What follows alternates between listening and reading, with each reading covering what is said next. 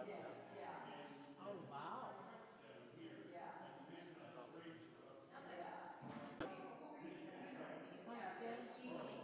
All right.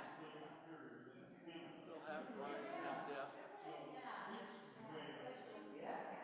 He'll walk into things and go, oh,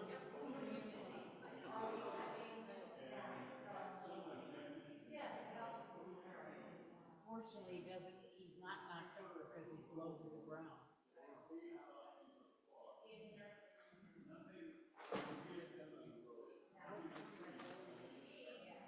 yeah, that sounds like a good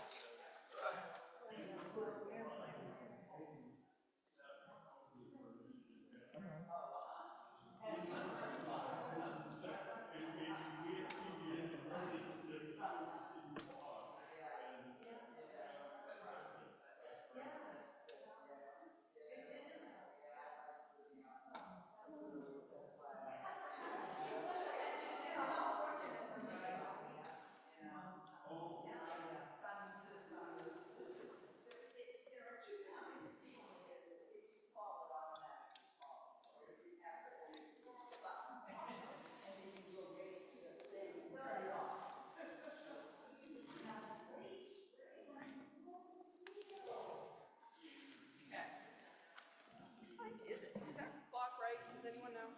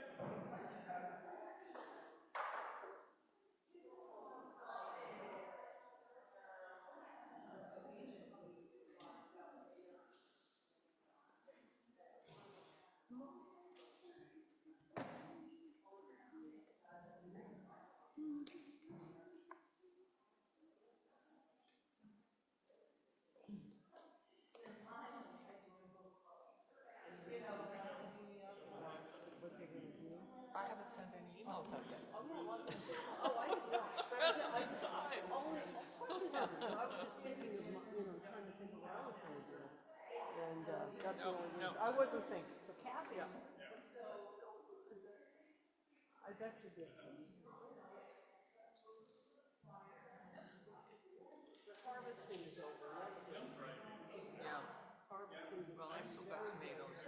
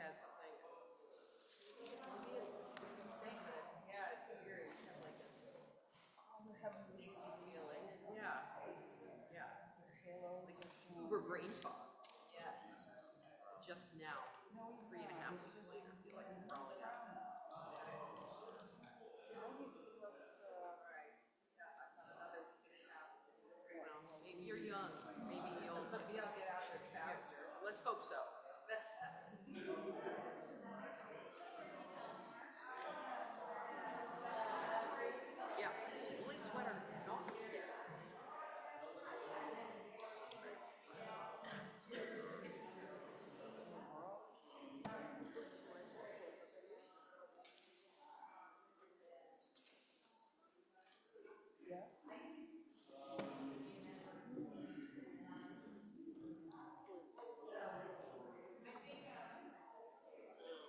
under there. It's under there. Right, look.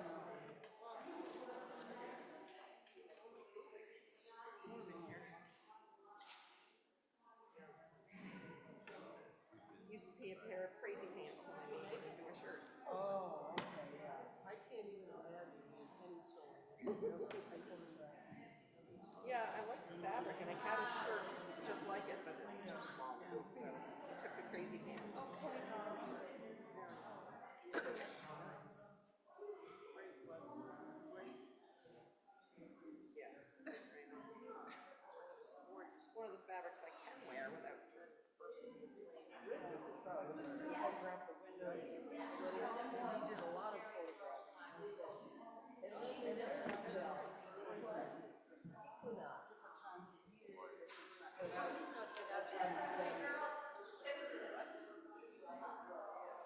okay, so are you going to sit down and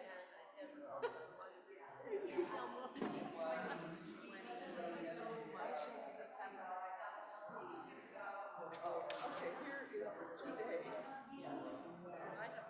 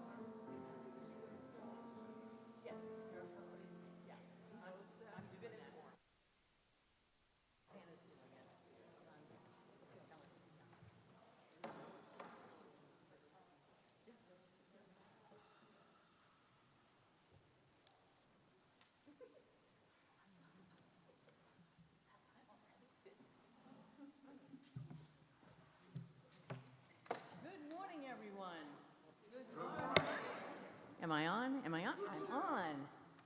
Excellent. For those of you who read your order of service, you might think you're looking at Lori Cartier, but you are not. You're looking at Sue McKay. Welcome, everybody, on Zoom, and welcome to the Unitarian Universalist Society of Bangor. We're so pleased to see you all here today. I've had a chance to catch up and meet some of you. We're very pleased to welcome the Reverend Mark Worth to the pulpit this morning. Reverend Worth is a minister emeritus of the Unitarian Universalist Church in Ellsworth and has served UU congregations in both Ellsworth, Castine, and also Westboro and Harvard, Mass. He was also a representative in the Maine legislature from 2022 to 2024. Welcome, Reverend Mark. For people who are new or visiting today for the first time, we'd like to know who you are. If you feel comfortable doing so, Hannah will come around in a little bit after the announcements and give you a chance to say your name and very briefly why you're here. If you don't feel like doing that, no problem. Please be sure to join us in the Dorothy Memorial Hall following the service for fellowship time. And I do want to do, especially on Indigenous Peoples Weekend, a land acknowledgement that we are on unceded ground of the people of the dawn. For announcements, today is our second Sunday. Hopefully people brought food and it's out there already. This is something we do every second Sunday of the month, so if you didn't do it this month and would like to next month, please do. It goes to the ecumenical food cupboard at Hammond Street Congregational. We also are updating our friends and member directory. If you were tagged on the shoulder when you came in by one of the greeters, we want to make sure the information is correct, and we want to get this directory out on time as accurately as possible. So if you haven't checked to see if your information is correct, please do so before you leave today. And if you're not in there and you want to be, let them know as well. Next Saturday is the Great Pumpkin Yard Sale. And you may have noticed stuff is collecting in the Dorothy because we're doing it up here today. If you have questions, Kate and Betsy, raise your hand if you would. They are in charge of that great event. And for drop-off times, if you have stuff to donate, they can fill you in on the drop-off times. They're on the flyer. They're on the flyer. Now, opening words. Reverend Mark?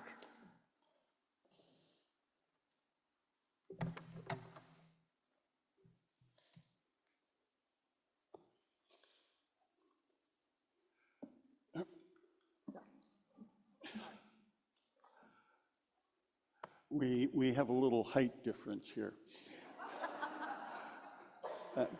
Thank you for those words of introduction, Sue. These words, these opening words are from Reverend Dr. Martin Luther King Jr. The church is not merely a thermometer that records the ideas and principles of popular opinion. It is a thermostat that can transform the mores of society. The good neighbor looks beyond external differences and discerns those inner qualities that make all people human, and therefore brothers and sisters. We must learn to live together as sisters and brothers, or perish as fools.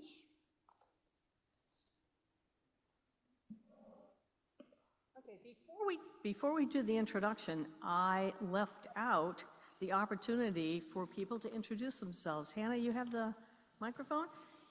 Are there people here that would like to introduce themselves so we can welcome you properly? Well, there you have it. I'm not seeing anybody. Thank you for offering to do that, Hannah. Now the introit. I'm coming down? Yes, I am. Okay.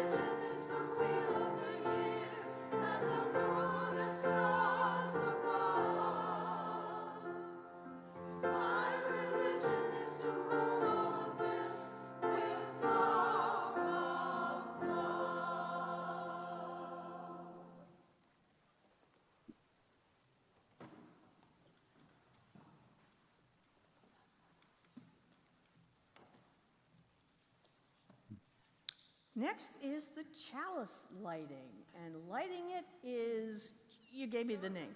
It's Josephine. Thank you, Josephine.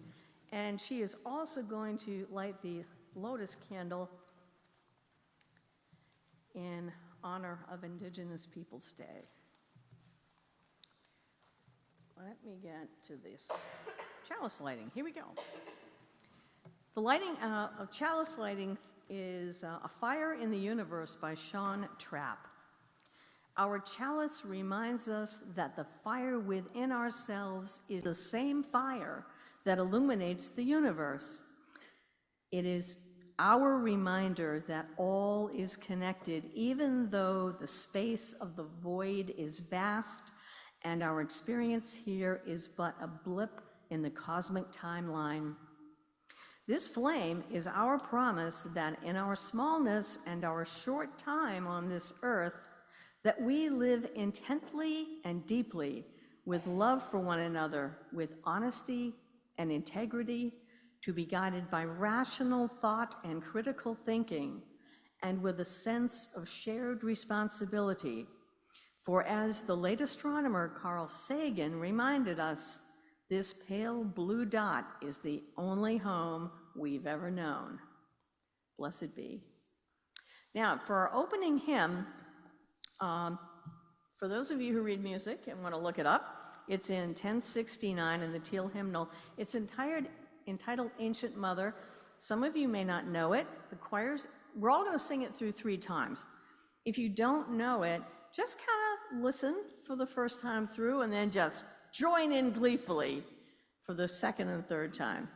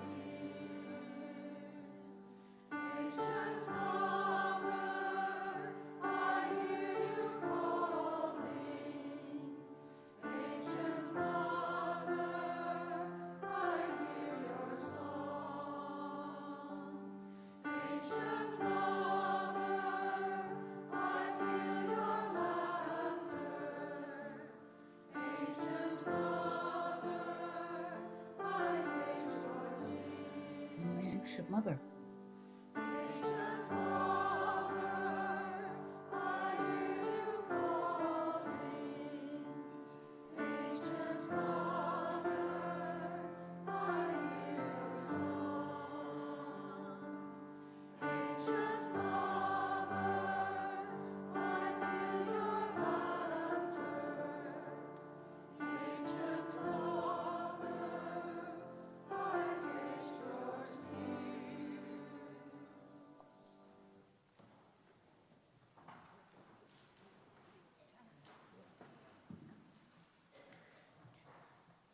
Now's the time for the story for all ages. So Reverend Mark will be going down. If you are young or young at heart, please join him on the rug so he's got some people to talk to.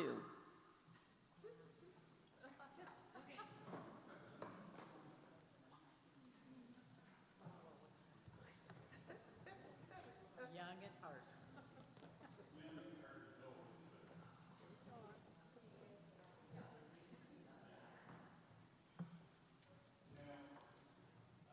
Confess I'm having trouble at my age getting down on rugs like this, so it's really nice of you to provide a chair. Actually, I can get down. It's getting back up again that's the hard part.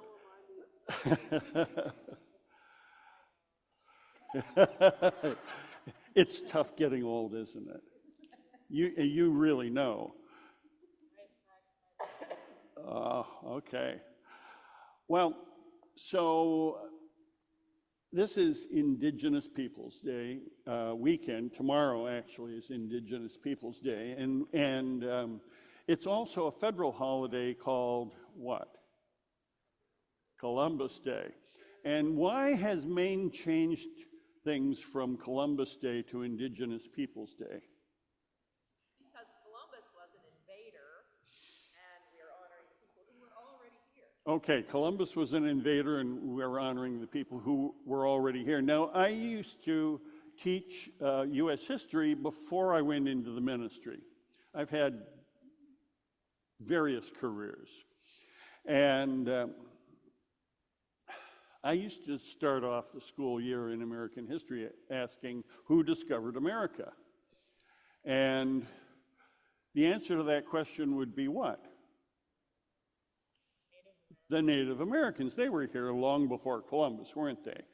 And I'm going to tell everybody this later, again in my sermon, but when Columbus set out, he didn't know where he was going. When he got to the Americas, he didn't know where he was. When he went back to Spain, he didn't know where he had been. And when he died, he still did not know where he had been. So to say that he discovered America is maybe a little bit of a stretch.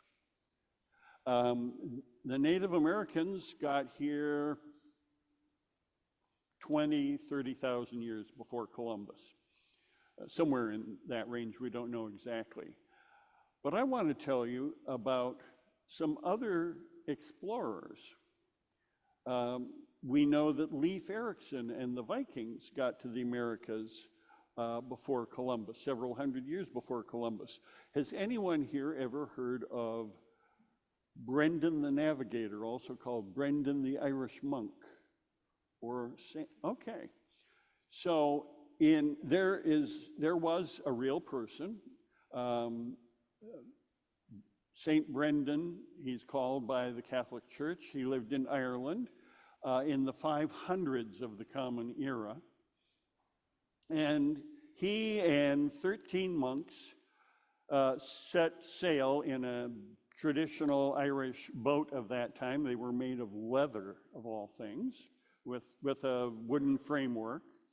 And apparently, they sailed from Ireland north to the Hebrides, part of Scotland today, Hebrides Islands, north from there to the Faroe Islands, west from there to Greenland, maybe probably further west to Ireland, and maybe, we don't know, if they ever got to North America. But the Irish claim that they discovered America almost 1,000 years before Christopher Columbus, St. Brendan the Irish monk.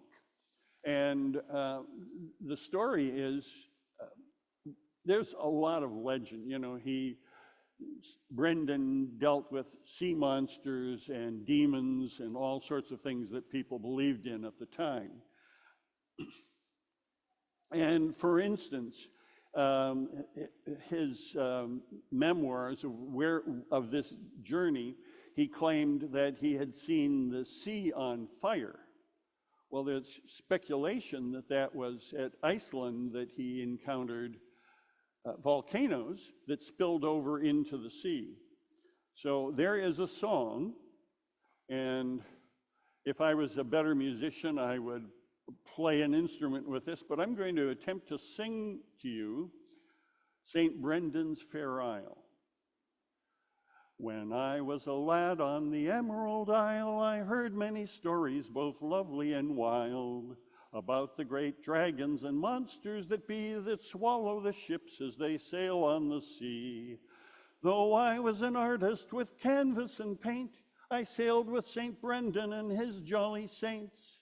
We told the good people goodbye for a while. We sail for St. Brendan's Fair Isle, Fair Isle. We sail for St. Brendan's Fair Isle. We'd been on the sea for 94 days when we came to a spot where the sea was ablaze. Those demons from Hades were dancing with glee and burning the sailors alive on the sea. St. Brendan, he walked on the blistering waves. He threw those demons right back to their caves. And all of the saints wore a heavenly smile. We sailed for St. Brendan's fair isle, fair isle. We sailed for St. Brendan's fair isle. At last we came to that beautiful land. We all went ashore and we walked on the sand. We took our long bows and we killed us a boo. We roasted it up and had hot barbecue. And after a while we were singing this song. We noticed the island was sailing along. We ate and we drank and we rolled in great style. We sailed for St. Brendan's fair isle, fair isle. We sailed for St. Brendan's fair isle. St. Brendan said, boys, this is much to my wish, to ride on the back of the world's biggest fish. Hold on to the line that is pulling the ship. We'll need it someday if that fish takes a dip. We sailed every ocean, we sailed every sea, we sailed every spot that a sailor could be. In 44 days, we sailed 10 million miles. We sailed for St. Brendan's fair isle, fair isle. We sailed for St. Brendan's fair isle. Now, do you think it's a true story? Yes. You believe what? Yes. More like, or to the moon. Well, that is St. Brendan. Whether or not he sailed to America, we don't know. He didn't have any maps, of course, and he didn't really know where he had been. Like Columbus, when he got home, he didn't know where he had been. So, but the Native Americans who were here knew they were here. And in Maine, we still have the Penobscot Nation, the Passamaquoddy, the Maliseet, and the Micmacs, and together they're known as the Wabanaki peoples. And they live in this state, which was theirs, and we are on their land. And so this is a good weekend to remember our Native American neighbors. Thank you.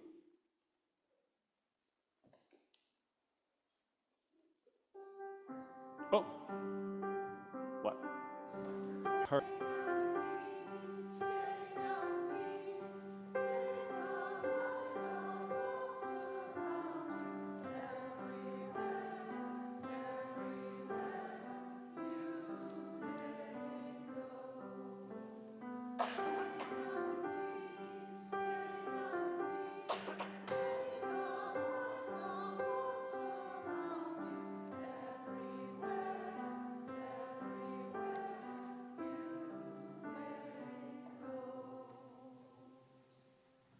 This is the time in our service where we invite people to come forward. If you have a joy or concern you'd like to share with this congregation, light a candle, make your brief remarks so that we can join you in your feelings. So if you want to form a line, Reverend Mark is right here to greet you with candles.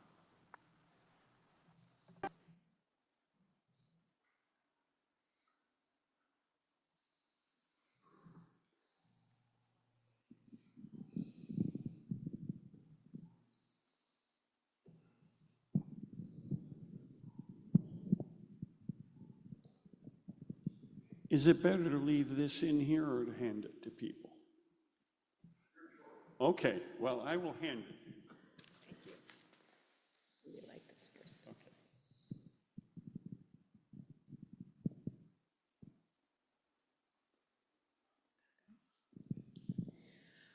My name's Joni Ellis, and this is a candle of appreciation and gratitude to Ben Speed, who took time out of his incredibly busy schedule over the last couple weeks to help us set up the technology so that we could be in contact with our Salvadoran compadres for the kickoff of our national tour for U.S. El Salvador Sister Cities that happened here on Wednesday night.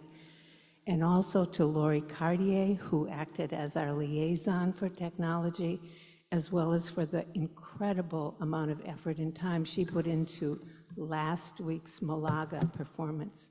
We are so fortunate to have them and so many other people in this congregation who are generous and willing to give up their time and talents.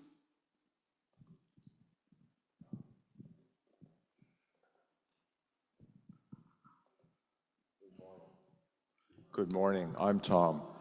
This is a prayer of a note of concern for Bill Lagerstrom, who about a week ago took a tumble at Acadia and either fractured or broke a rib, or bruised it, I'm not sure which. But yesterday he ended up spending most of the day in the hospital not feeling well. I guess it was a combination of dizziness and dehydration. So hope he gets better soon.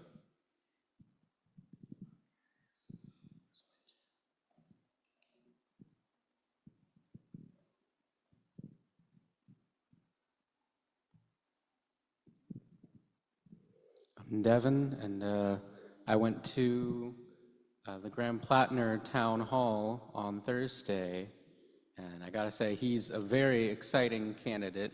The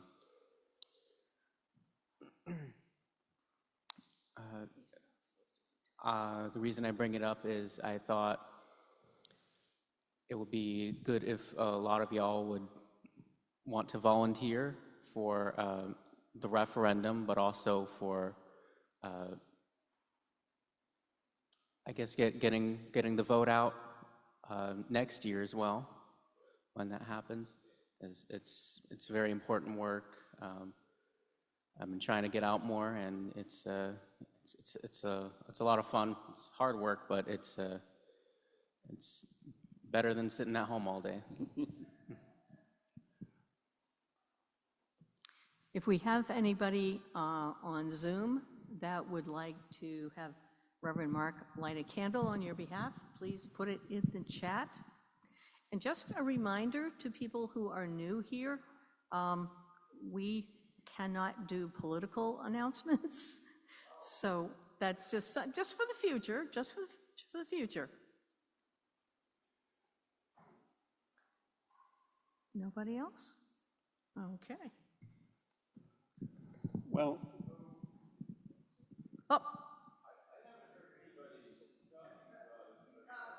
Hey, Dick, if you've got a candle to light, you need to come forward. If you just want to make an announcement, you'll have to do it in the Dorothy Memorial Hall.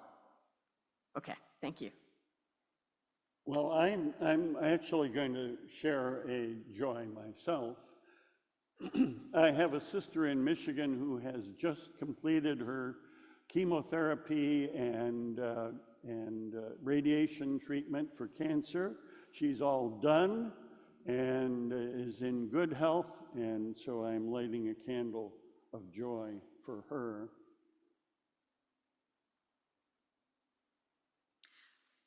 Lori Carter. And we know that there are always some joys and some sorrows that remain unspoken, and so I will light a final candle for those unspoken joys and sorrows.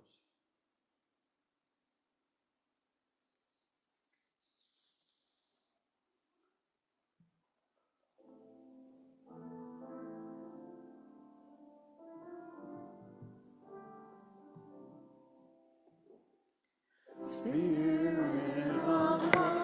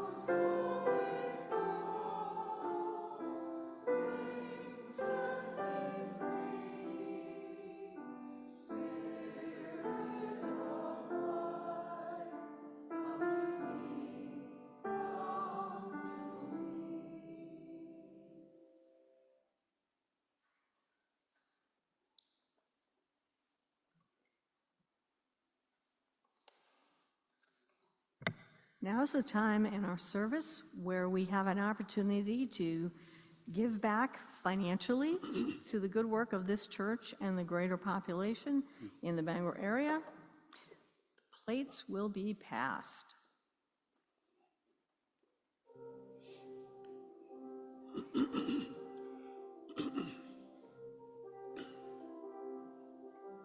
Actually,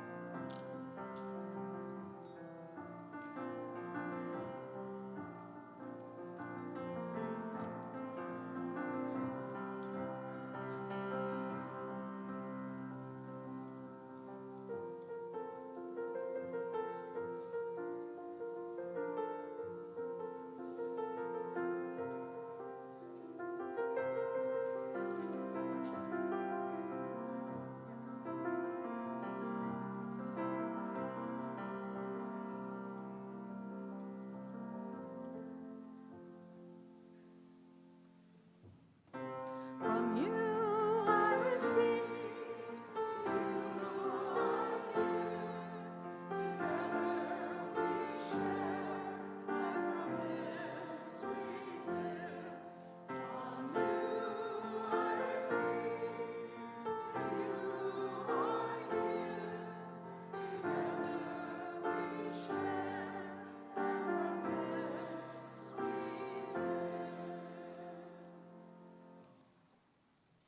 the offering is the sacrament of the free church. Freely we receive from earth's bounty a great deal, and we bring to our congregation and its wide concerns a portion of that bounty. For the month of October, half the undesignated funds in the plate will go to the Wilson Center.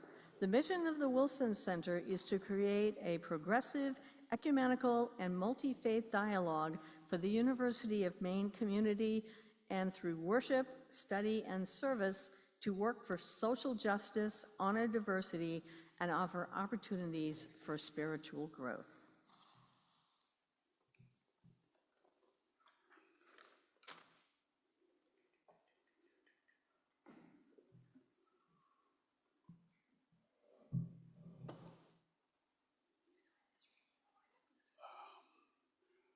Let's see, where are we? You know, every Unitarian Universalist church has a way of doing things. And we all think our way is the way it's done everywhere. And I am stumbling along a little bit here with your order of service because it's not all what I expect. Now, where are we? We are right. I'm gonna do this reading. Okay, great. Okay, we're good. You got 2 substitutes this week. Heaven help us. The reading this morning is entitled Native American Wisdom by Kent Nurban. In 1492, Columbus and his crew, lost, battered, and stricken with dysentery, were helped ashore by people who he described as neither black nor white, fairly tall, good-looking, and well-proportioned. Believing he had landed in the East Indies, he called these people Indians. In fact, they were part of a great population that had made its home on this continent for centuries. The inhabitants of this land were not one people. Their customs differed, a lot like Unitarian Universalists. Their languages differed. Some tilled the earth, others hunted and picked the abundance of the land around them. They lived in different kinds of housing and governed themselves according to differing rules. But they shared a common belief that the earth is a spiritual presence that must be honored, not mastered. Unfortunately, Western Europeans who came to these shores had a contrary belief. To them, the entire American continent was a beautiful but savage land that was not only their right, but their duty to tame and use it as they saw fit.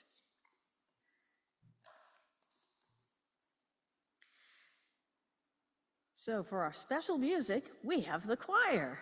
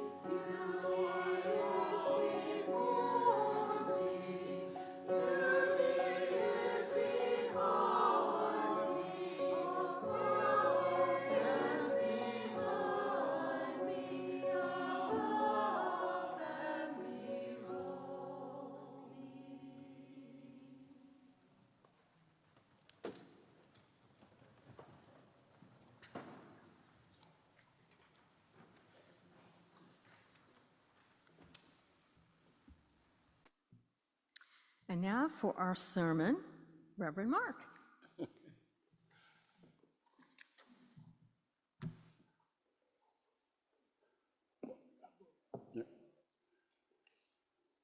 And Sue didn't know she was doing this until early this morning, so she's doing double duty with the choir and helping me out, and I appreciate it. So as I mentioned during the Time for All Ages, Christopher Columbus did not know where he was going when he set out from Spain in 1492. He thought he was going to the East Indies, modern Indonesia and the Philippines. Because he thought he was in the East Indies, he called the people he encountered Indians, but he was lost, and even when he died, he didn't know where he had been. Although he made 3 more trips to the Caribbean islands, he continued to be lost. On one of his journeys, he landed in Cuba and confidently declared that he had discovered Japan. When I was a child, I was taught that Columbus had discovered the lands of the Western Hemisphere, even though he never set foot in North America. Of course, we know people were already living here, and they had discovered the Americas thousands of years before Columbus. But Columbus's discovery, as it was important because it was his voyage from Europe and not Leif Erikson's or St. Brendan's or whoever else may have come this way. It was after Columbus's journey that more and more and more Europeans followed and came and settled in this land in the Western Hemisphere. On his first voyage in 1492, Columbus and his men sailed in 3 small boats, the Nina, the Pinta, and the Santa Maria.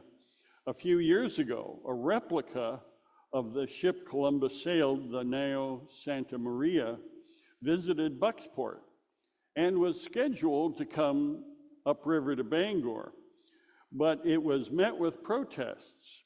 Now, why were people protesting? The answer lies in our growing understanding of Columbus and the impact his 4 visits had to this hemisphere. In his search for gold, and that's really what Columbus was looking for, he was looking for wealth. Columbus and his men enslaved, raped, tortured, and killed the Arawak people of the islands he visited. It was an uneven contest. The Arawaks had spears made of cane. Columbus and his men had steel. They had armor. They had swords. They had horses and muskets. When the Arawaks were unable to defend themselves, they ran to hide in the hills, and the Spaniards hunted them and killed them. The King of Spain appointed Columbus governor of the Indies, that is, the West Indies, but later removed him because even by Spanish standards, and the Spanish being the people who gave us the famous Spanish Inquisition, even by Spanish standards, Columbus was deemed to be too cruel. Historian Samuel Eliot Morison wrote, "The cruel policy initiated by Columbus and pursued by his successors resulted in complete genocide." Now, more and more Europeans followed after Columbus, and these Europeans brought diseases with them, mostly by accident. These diseases, such as measles, chickenpox, smallpox, cholera, and others, were previously unknown in the Americas, and the indigenous peoples had no natural immunity and were wiped out in great numbers. Now, we did this mostly by accident, but it was devastating. What Columbus did to the Arawaks in the Caribbean islands, Hernan Cortez did to the Aztecs of Mexico, and Francisco Pizarro did the same to the Incas in Peru. The English did it to the Native Americans in Virginia and New England and the rest of North America. Indigenous nations, cultures, and languages were destroyed, and their homelands were confiscated. Now, we all know that Maine no longer celebrates Columbus Day. In its place, we have Indigenous Peoples Day, and I welcome the change. We should not be celebrating Columbus because although he was a courageous and skillful mariner, his arrival in this hemisphere was a disaster for the people who lived here. His ship, the Santa Maria, was not to blame. It was merely a tool. But frankly, Columbus and his men were war criminals. Today, Maine is home to 4 recognized indigenous tribes known as the Wabanaki Nations, the Maliseet, the Micmac, the Passamaquoddy, and the Penobscot. Collectively, they're referred to as the people of the Dawnland, and they have lived in this region for thousands of years. Each community maintains its own tribal government, community schools, cultural center, and each manages its respective lands and natural resources. Although most of Maine's Native people belong to one of these 4 recognized groups and reside on tribal lands, other Native people also live in towns and cities across the state of Maine. And when I was serving in the Maine legislature as a representative from Ellsworth from 2022 to 2024, we passed a number of bills designed to give greater sovereignty to Maine's tribes. Governor Janet Mills signed some of these bills, but vetoed the most important tribal sovereignty bill. She also skipped the historic State of the Tribes address, the first time that all 4 tribal chiefs addressed the Maine state legislature. She lived across the street from the State House, but she skipped the address saying she had a conflict. She never let us know what that conflict might be. And this was one of several times when I found Janet Mills to be a disappointment as governor. In 2025, the legislature passed a bill, LD 958, with bipartisan support, winning over many Republicans who had previously been less supportive in attempts to provide the Wabanaki nations with greater sovereignty. That bill would prevent the state from being able to seize tribal land for public use. However, Governor Mills made her opposition clear when the bill was moving through the legislature, arguing that such a ban could prevent the state government from addressing unpredictable future infrastructure needs. She gave these reasons in her veto letter in June, including that the bill would amount to, as she said, quote, a permanent and irrevocable change to state law, unquote. A critique the leaders of the Wabanaki nations have refuted in light of the several recent changes the state has made to grant the tribes more sovereignty. LD 958 was seen as the next piece of these reforms. We're disappointed the governor continues to block self-determination policies, said Penobscot Chief Kirk Francis in a statement, policies that would better the lives of tribal citizens and rural Mainers. Her constant insistence that she maintain control over the tribes is an outlier across the country, he said. We're asking to be treated fairly like the other 570 federally recognized tribes across the nation. And that is because other federally recognized tribes are already afforded protection against the states being able to seize tribal land for public use. However, Maine's Wabanaki nations are not, due to repercussions from the 1980 Maine Indian Claims Settlement Act. For more than 40 years now, the state of Maine has used legislation passed in 1980 to deny the Wabanaki nation's inherent tribal sovereignty, excluding them from many rights and protections guaranteed by federal law. This has resulted in decades of social and economic barriers to the Wabanaki people and surrounding communities.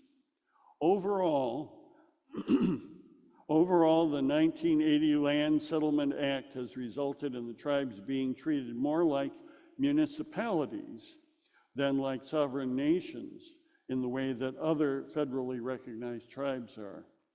Overhauling this act in its entirety is the Wabanaki Nation's broader goal for greater recognition and sovereignty.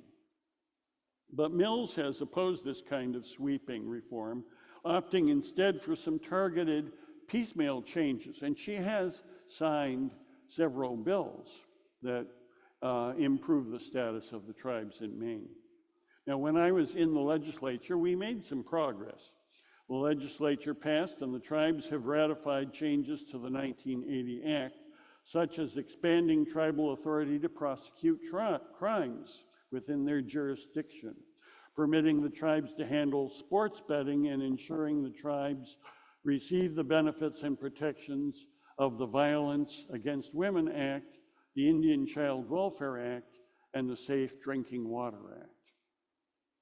But so far, sweeping changes, I've left my water over here.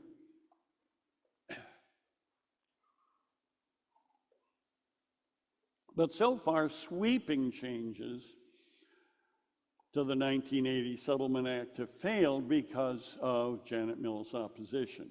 Now, yes, the governor, lawmakers, and Wabanaki leaders have successfully made some targeted reforms. Still, our state government refuses to see the tribes as inherently independent nations.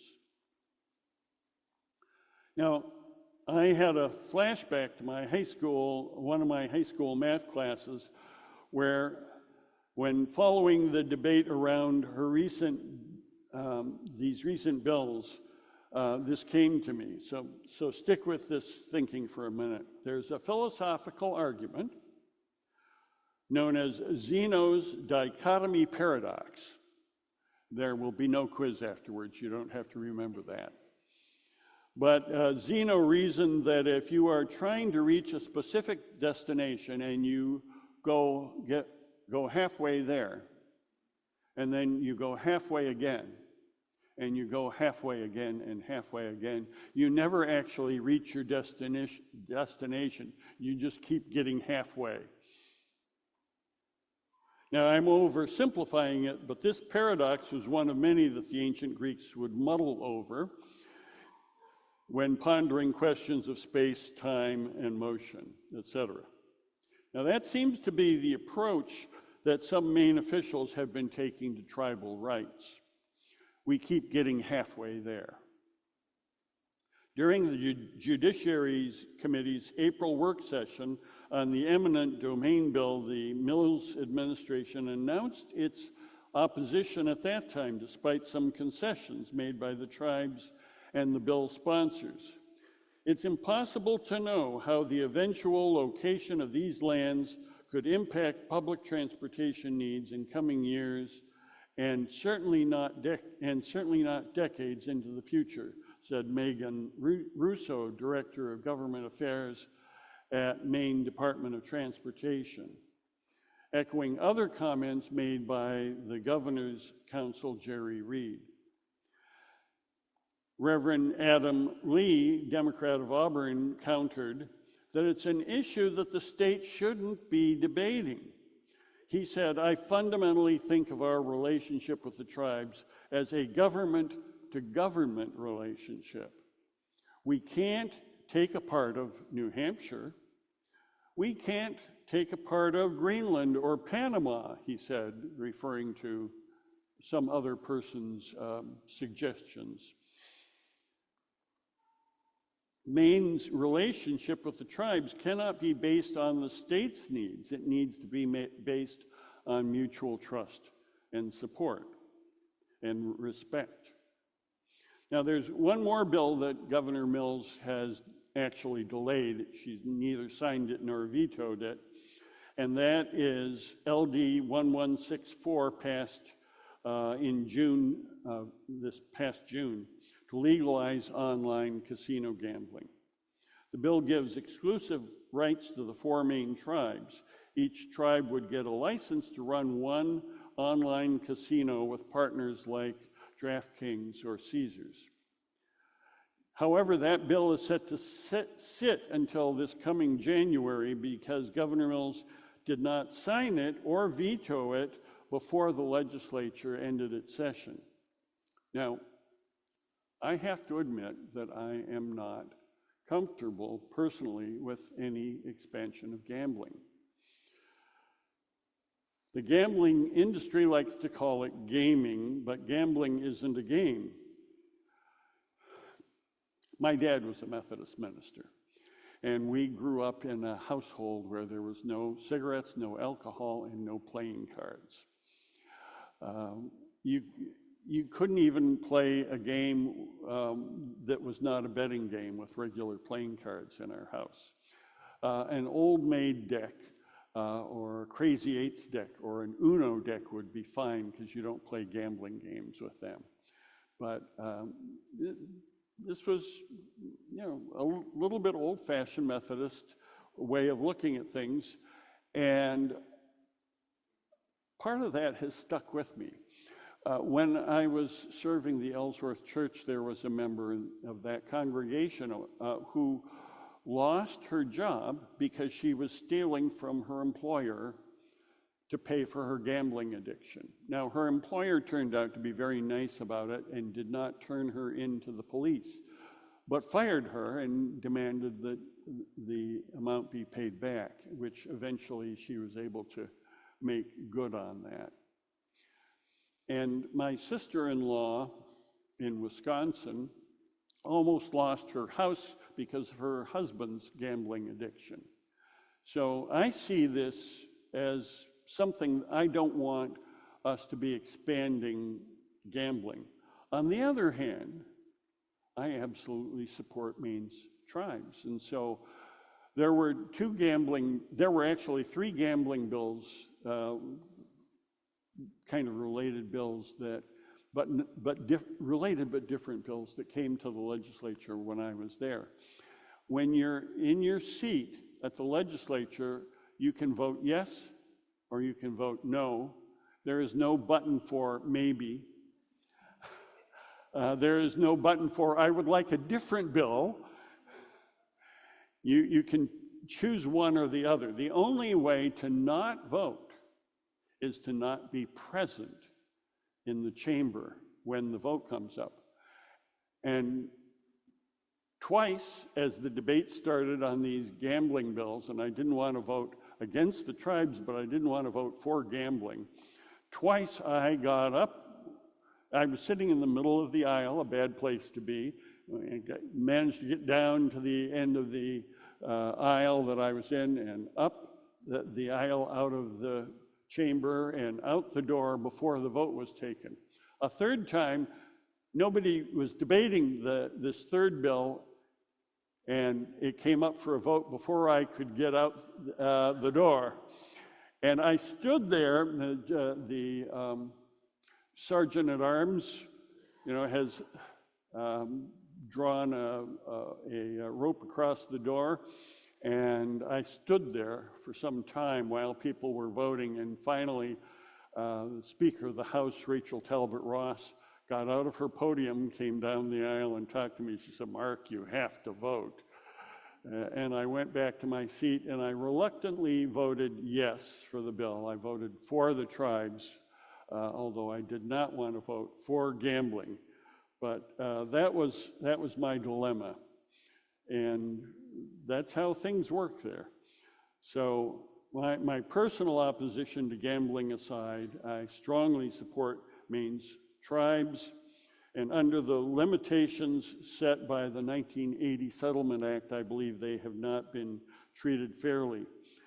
The bills represent the latest efforts to expand recognition of tribal sovereignty since the 1980 Maine Indian Claims Settlement Act excluded the Maliseet, Micmac, Passamaquoddy, and Penobscot nations from many rights and protections guaranteed by federal Indian law and available to the tribes in all 49 other states.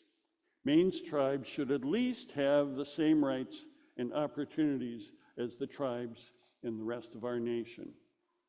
Pushed along by the legislature, Governor Mills has reluctantly allowed some incremental steps toward the greater justice for sovereignty, while refusing to step back and accept the totality of the principle. And so we keep getting halfway there. And tribal sovereignty and greater justice for now remain unreachable destinations.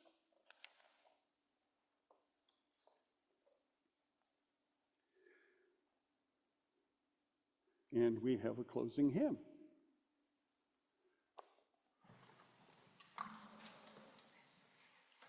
So the closing hymn, along with the introit, were written by our very own Linda Smith Kaler, and the UUA is coming out with a new hymnal, and Linda has 2 pieces in that hymnal.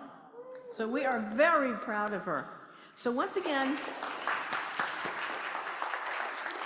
this is a piece that some of you may not be familiar with, and we don't have the music for you. We have the words up on the screen.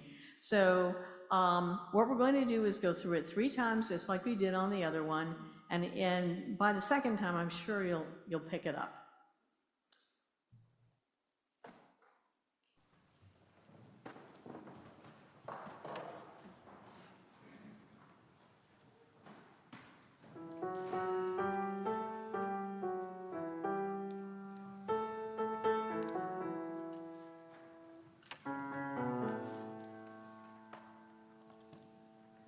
Wherever you are, you're walking on holy ground.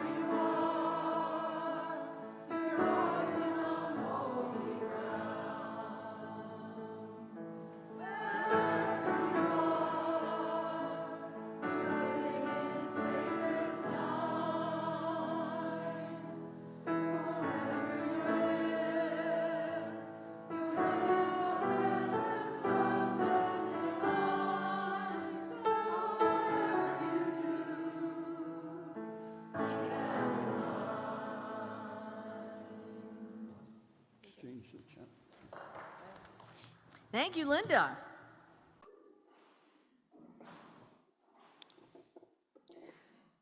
So as Reverend Mark Worth extinguishes the chalice, I have a little reading here. It's a Jewish prayer. Grant us the ability to find joy and strength, not in the strident call to arms, but in stretching out our arms to grasp our fellow creatures in the striving for justice and truth. Blessed be. Now, our benediction.